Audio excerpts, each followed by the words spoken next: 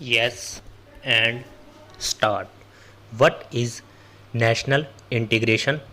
It is first and foremost emotional feeling that binds all individual citizens of this country into one of the great nations. The Indian society is essentially plural with immense diversities of language, culture, local customs, and traditions in food, dress, family life, and social intercourse and religion. It is this immense diversity that often tempts people to regard India not as a country but as a continent or a miniature world, and makes Indian life a grand, variegated mosaic of peerless beauty. This is our great inheritance which few other countries can boast of, and we must do all we can to preserve its salient and beneficial features.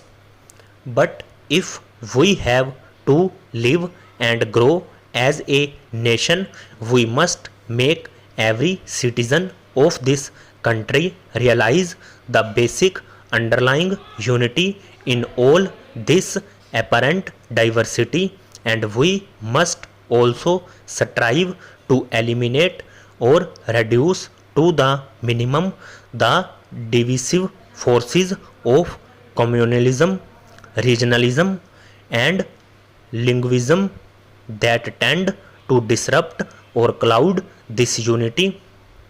National integration may be said to have been achieved when the positive and unifying forces reign supreme in national life and the negative and divisive trends are controlled, if not totally eliminated.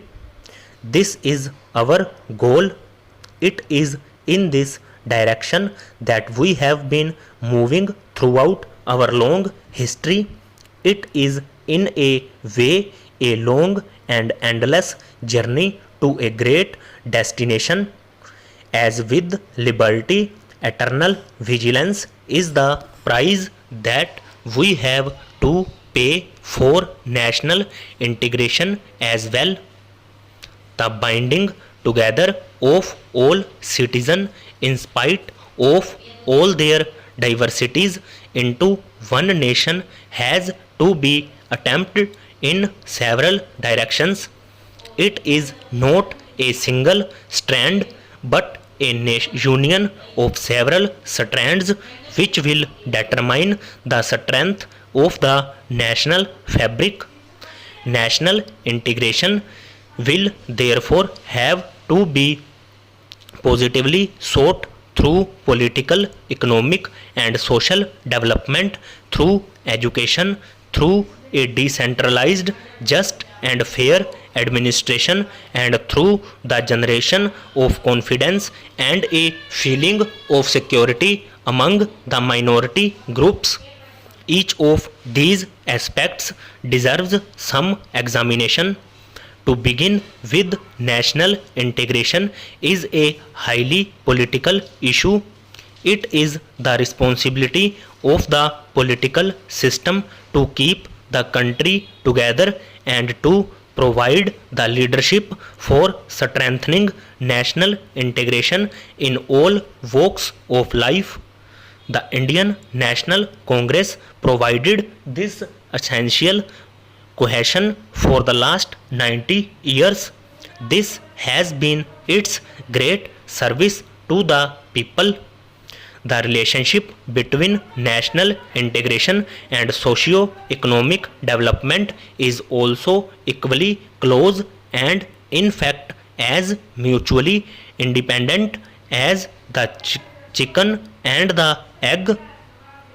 National integration, which is needed for the very survival of a nation, is preconditioned for development because India must live before India can grow?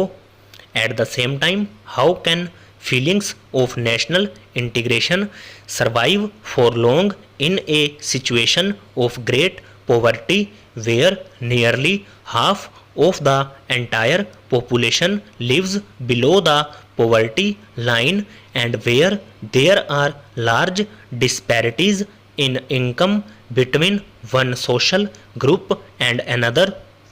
We must therefore strive our best to abolish at least the government in the organized industry and in the public sector corporations whose incomes and perquisites are well above the general economic level of the population.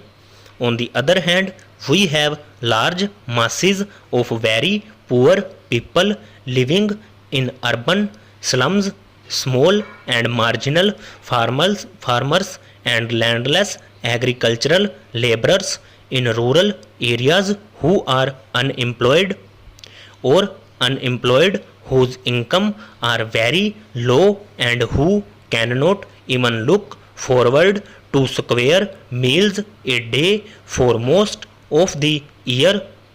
I know this from my personal experience because I have lived for last 6 years in rural areas and worked as a farmer.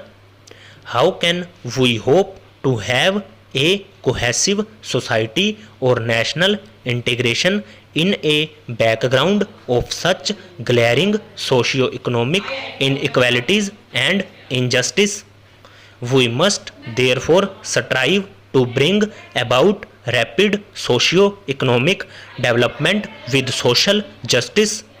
This will create a healthy and hopeful atmosphere in country and reduce the inevitable consequences which extreme disparities generate. Greater and more rapid socio-economic development will follow. It is this golden cycle we must try to establish: the creation of conditions in which every citizen may be effectively involved in the administrative processes is yet another aspect of national integration. We must endeavor to reorient the administration so that the services are democratized and made more responsive to the needs and aspirations of the common man. It is also necessary to ensure that the common man is assured justice and fair play in all matters which affect his daily life.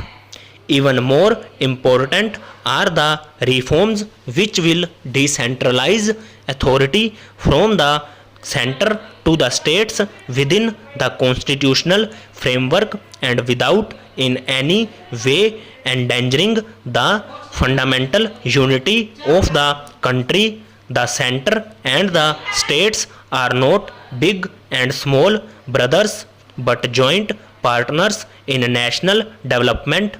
Even more important is the devolution of authority and responsibility right down to the present centralized system where fewer people tend to take the basic decisions for the common man. Stop.